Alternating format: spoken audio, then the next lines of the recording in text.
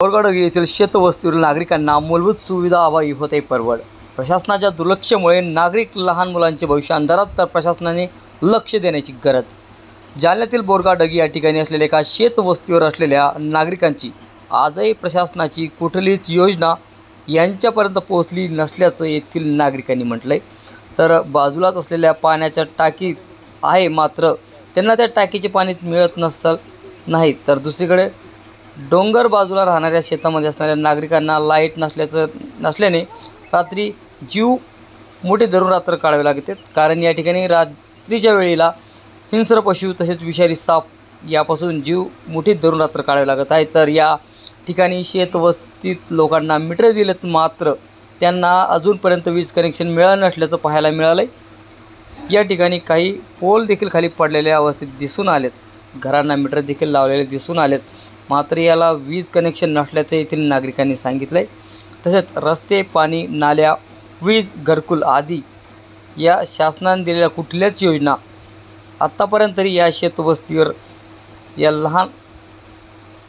या लोकांपर्यंत पोहोचलं नसल्याचं येथील नागरिकांनी म्हटलं आहे.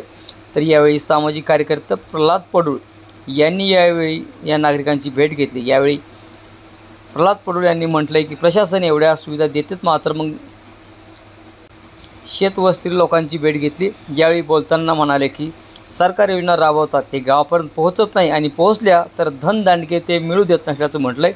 तर शासनाने देखील येथील शेतवस्तीवर असलेल्या लोकांची भेट घेऊन त्यांना न्याय द्यावाशी मागणी सध्याला जोर धरत आहे.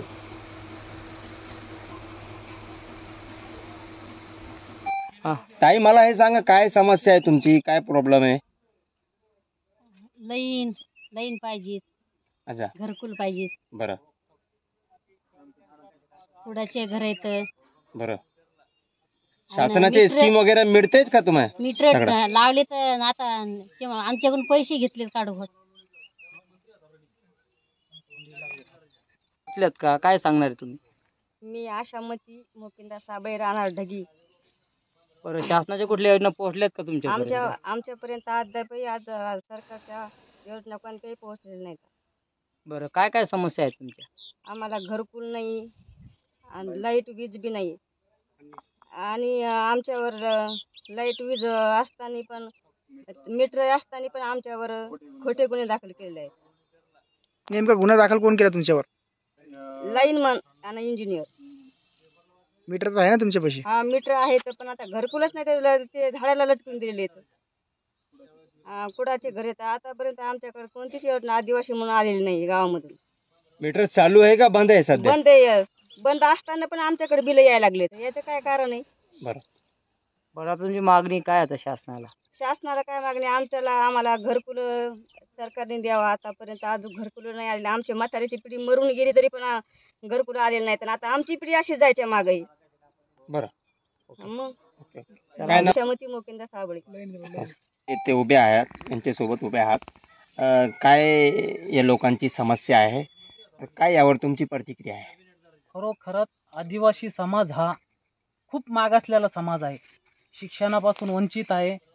पण सरकार जी योजना राबवतो ती गावापर्यंत पोहोचत नाही, आणि पोहोचली बी तर गावातले प्रतिष्ठित लोक जे सत्ताधारी असतील किंवा विरोधक असतील, हे यांच्यापर्यंत कुठलीही योजना मिळू देत नाही, आणि यांच्या योजना परस्पर विक्री करून संबंधितांना ते पैशाच्या अभावावर विकत घेतात. आणि ह्या योजना घरकुलापासून असो का कोणत्या योजनेपासून असो, हा आदिवासी समाज सतत पिढ्यानपिढ्या वंचित राहिलेला आहे. आमचं भारतीय कम्युनिस्ट पक्षाने ज्या वेळेस यांचं आंदोलन हातात घेतलं तेव्हापासून यांना कुठंतरी न्याय भेटायचं चालू झालेला आहे. तर असं एक भारतीय कम्युनिस्ट पक्ष आज या वस्तीवर येऊन खरोखरच समस्या किती गंभीर आहे हे जाणवण्यासाठी जे पत्रकार लोकांनी जे सहकार्य केलं त्यांचाही आभारी आहे. पण हे करत असताना खरोखर जी ॲक्च्युअली परिस्थिती स्पॉटवर आहे ही पाहिल्यानंतर खरोखर डोळ्यात पाणी येतं. का की लहान लहान मुलं आहे, आज ह्या जंगली भागात इचूकाटा आहे, राहण्याला घर नाही, पिण्याला पाणी नाही, यायला रस्ता नाही. ह्या समस्या खूप गंभीर आहे. आणि मोदी सरकार सांगतं की महासत्ता देश झालेला आहे. अरे, डिजिटल झालेलं आहे, पण खरोखरच गोरगरिबापर्यंत योजना येत नाही. ही एक आदिवासी विभागाच्या ज्या योजना असतात, खरोखर ते आदिवासीसाठी डिपार्टमेंट आहे, पण त्या योजना पण खरोखर अशा लाभधारकापर्यंत बरं उपलब्ध नाही. दादा नेमकं तुमची मागणी काय? आमची मागणी एकच आहे की ह्या आदिवाशाने 1.5 लाख रुपये भरून मीटर घेतले आणि मीटर घेत असताना त्यांना मीटर दिले, लाईन दिली, पण इंजिनियर आणि लाईनमॅनवर तक्रार गेल्यानंतर त्यांच्यावर गुन्हे दाखल होणार होते. तर त्यांनी त्यांचा गुन्हा भ्रष्टाचार लपवण्यासाठी ह्या आदिवाशांना खोट्या केसेसमध्ये अडकवलेलं आहे. आणि आम्ही ज्यावेळेस 18 तारखेला कलेक्टर साहेबापुढं आंदोलन केलं आणि इंजिनियर आणि अभियंताचे काही कार्यालयातले लोक ॲडिशनल कलेक्टर आणि कलेक्टर समोर आम्हाला सांगितलं गेलं की सोमवारपर्यंत तुम्हाला लाईन उपलब्ध करून देऊ. आज सोमवारी झाला, आज शुक्रवार आहे, आजपर्यंत यांना लाईन उपलब्ध नाही. खरोखर कलेक्टर साहेबाचं आदेशाचं पालन होतं का या जिल्ह्यात, हेही एक भारतीय कम्युनिस्ट पक्षाच्या माध्यमातून आज खरोखरच एका वस्तीवर येऊन बघितलेलं आहे. तर हे कलेक्टर साहेबाचे आदेश कुठेही मानले जात नाही आणि केराची टोपली दाखवली जाते. भूमिका काय असणार आहे? तर ही पुढची भूमिका या वस्तीच्या आधारे आम्ही ह्या जिल्ह्यामध्ये खरोखर आदिवासीवर किती अन्याय होतो याची एक मोहीम राबवून एक मोठं आंदोलन तयार करून शासनाला आणि आदिवासी विभागाला हे दाखवून देण्याचा प्रयत्न करू की ह्या समाजावर किती अन्याय होतो आणि यांची येणारी पिढी शिक्षणापासून वंचित राहायला लागलेली आहे. याचा एक भाग म्हणून आम्ही सतत प्रयत्न करून आंदोलन उभा करू. बरं, एक विषय असा आहे जे वीजबद्दल आता तुम्ही सांगितलं आहे की वीजची आम्हाला प्रॉब्लेम आहे, तो नेमका महावितरण कार्यालय कोणता महावितरण कार्यालय आहे, ते अधिकारी कोणते, त्याचं नाव काय?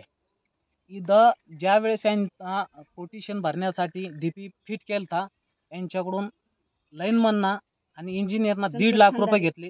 त्याच्यात लाईनमन संतोष खांदारे, इंजिनियर शेनगुडे म्हणून संदीप शेनगुडे, रामनगर सब डिव्हिजनचे.